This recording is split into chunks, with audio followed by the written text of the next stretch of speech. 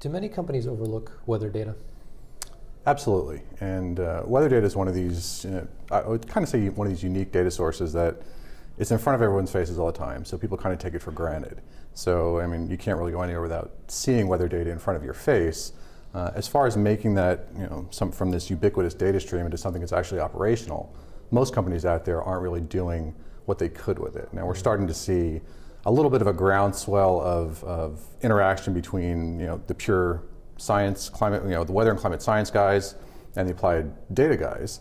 And in bits and pieces, they've always done a little bit of in-house analysis. But now there's actually little cottage industries that are kind of springing up that are geared towards taking this data that's available everywhere that our taxes pay for, and doing something more operational and something that's useful for not only the commercial sector, but even the public sector beyond that. So creating value, not only with a for-profit motive, but also obviously these other numerous industries and end users that have that weather exposure.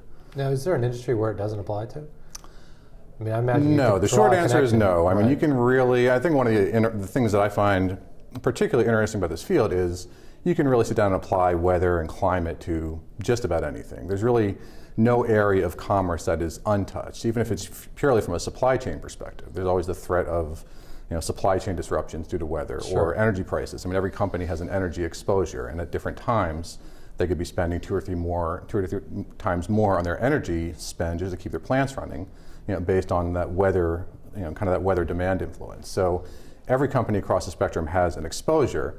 Obviously, some companies that have, say, a food processing company or a food manufacturing company, where your raw material spend can be dramatically influenced by how weather is affecting a particular crop or raw material. So the same thing with energy. There's some industries that are much more exposed, but it's really hard to find a single industry that is that shouldn't care about the weather. Right, that'd be impressive if you could find one. Right? Yeah, we haven't found it yet. Yeah. So, for lack of a better term with this, is weather data sort of like an entry drug for data analysis? That's probably the first time I've heard weather data and entry drug in the same sentence. Certainly it can be. And again, this just gets back to that ubiquitous nature of weather data. Even if it's as simple as daily temperature and precipitation analysis, the data's there. I mean, every day I can go to my computer and find out what yesterday's weather was anywhere in the United States and really anywhere in the world. So as far as data people looking for problems to tackle, this is a perfect test bed because there's just so much data everywhere. We've kind of shifted from, I've been doing this for a while now, and the problem used to be not having enough data to test our theories and to make a coherent study. Now we have the opposite. I mean, you call it a problem, but we have too much data, and from my perspective, it's obviously a good quote unquote problem to have, because the days of stitching together disparate data sets, those are largely over because everything is at our fingertips now. So the nice thing about this, again, I mentioned this groundswell of collaboration. There are a lot more techniques that are available and a lot more tools that are available that we just didn't even have a few years ago. So it's a nice kind of blending of these two different communities, and we can really, again, focus it on a lot of very targeted business problems, and the time is ripe for that. So last question for you, and it touches a little bit on what you were just talking about there. How do you see the relationship between climate scientists and data scientists evolving over the next couple of years?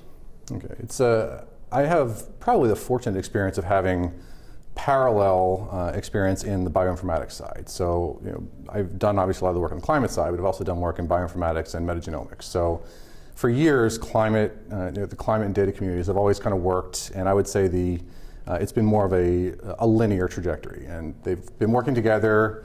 The more participants, the science and the applications have started to increase. But if we look what happened in bioinformatics, it's really just been more of an exponential. They kind of reached this critical mass where there was a lot of data, a lot of users, and a lot of techniques. They all came together, and that basically leapfrogged over.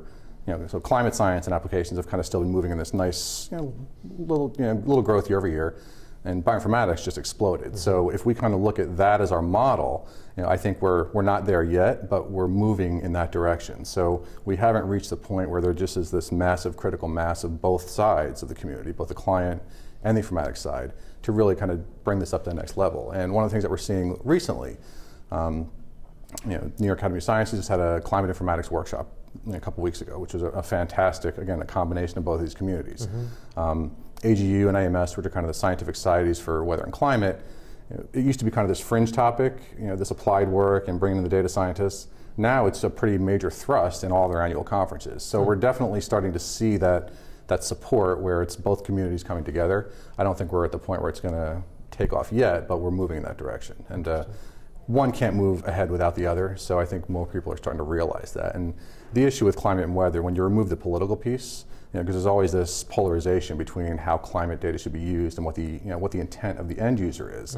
If you just look at it purely as a scientific and a business applications problem, and you remove that kind of that polarization piece, it'll move a lot smoother. So I think we're moving in that direction, and but we still have a little ways to go. All right. Well, thanks so much for being with us. Appreciate it. Thanks for having me.